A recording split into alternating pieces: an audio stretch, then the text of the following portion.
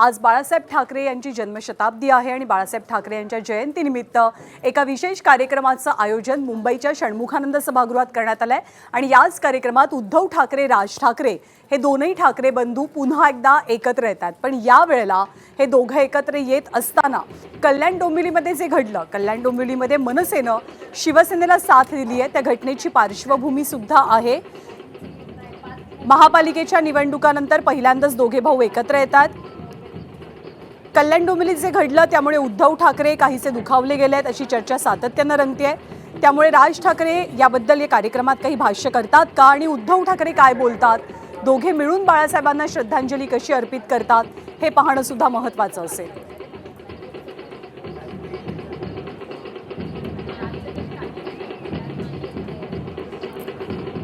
या कार्यक्रमासाठी उद्धव ठाकरे, राज ठाकरे दोघेही षण्मुखानंद सभागृहामध्ये दाखल झालेले आहेत आणि साहेबांची जन्मशताब्दी दैवत असा उल्लेख करून या कार्यक्रमाचे एक पोस्टर प्रदर्शित करण्यात आलंय।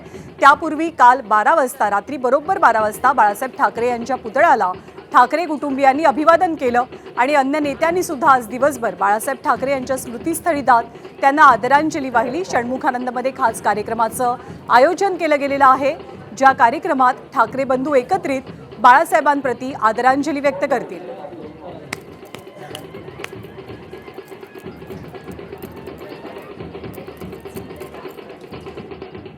ठाकरे यांच्या जयंतीनिमित्त सामनामध्ये एक विशेष अग्रलेख प्रकाशित करण्यात आलेला आहे।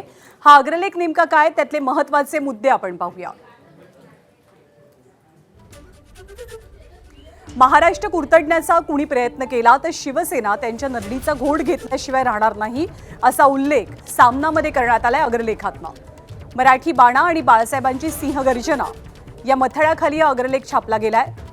शिवसेना प्रमुख बाळासाहेब ठाकरे यांची ही सिंहगर्जना होती।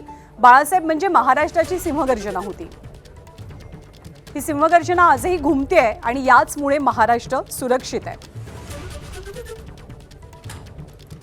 षण्मुखानंद सभागृहातील मुख्य सोहळ्यात उद्धव आणि राज ठाकरे एकत्र येऊन शिवसेना प्रमुखांना एकत्रित मानवंदना देतील। ज्या कार्यक्रमासाठी दोघेही ठाकरे बंधू दाखल झालेले आहेत आणि यापेक्षा दोन्ही भावांनी एकत्र येणं, यापेक्षा बाळासाहेबांच्या वाढदिवसाची सुंदर भेट ती कोणती असू शकेल असंही सामनात लिहिण्यात आलंय।